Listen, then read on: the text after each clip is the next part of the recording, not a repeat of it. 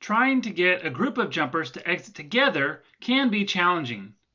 You have to practice a climb out on the ground several times to be ready to exit together from the aircraft. Each jumper will have an assigned position in the door, outside of the airplane, or inside of the airplane. These assignments should be specific to each person, and each person should have a pretty exact hand placement and foot placement before exit. Jumpers will count the exit together, and usually there'll be a central person that everybody can see that'll do the rock off or the ready, set, go. It takes a lot of practice to get a group of people to exit together in a stable configuration, especially on the hill where there's less wind speed for you to control your body. Some jumpsuits are designed with grippers that allow jumpers to connect in the air. Grips are not used for stability. This means that after you connect with another jumper in freefall, you can't stop flying. You can't put too much force on those grippers or use them to move yourself around. You still have to fly your position. The grips are just there to make it easier to stay in position. You'll notice that a lot of jumpers have a bad habit of once they grip or connect with another jumper, they stop flying. This can cause the entire formation to funnel or get unstable. If you want to work on improving your skill set, a great jump is to practice an entire skydive without gripping. Make your hands close enough to the grippers that you could if you needed to, but this forces you to do all of your flying with skill. You'll want to avoid flying directly above or below another jumper. When you fly directly above another jumper, you get in their burble, which is basically the dead airspace that their body creates falling through the air.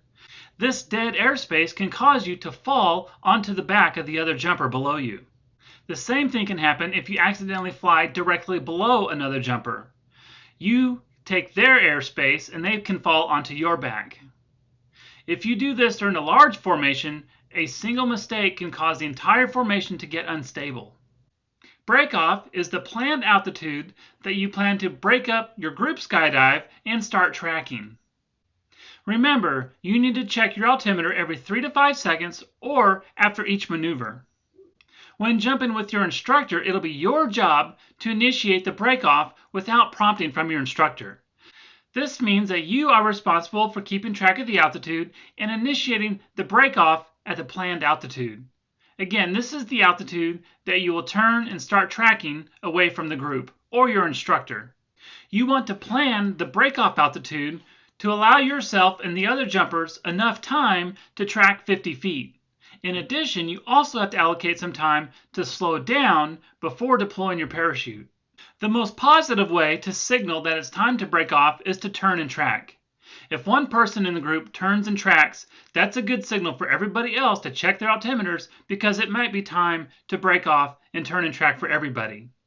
When jumping with your instructor, if you see your instructor wave their arms, that's the signal for the breakoff altitude, and you should turn and start your track.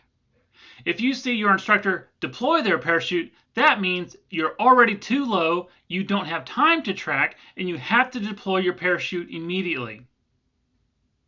Never rely on your coach for the breakoff or deployment cues. Your job is to start becoming self-dependent on your altitude and your ability to turn and track. Even instructors from time to time can lose track of altitude awareness.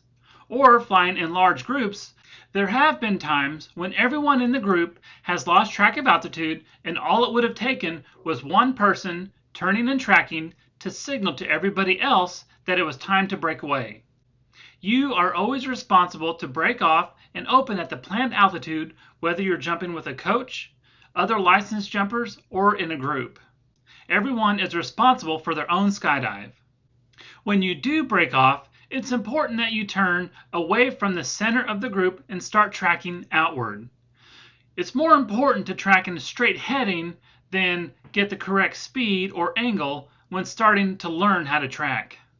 And remember, you'll want to slow down your track before deploying your parachute, unless you've already reached the planned deployment altitude, in which case you have to deploy your parachute. Just know that if you open while in a tracking position, the opening will probably be a hard opening.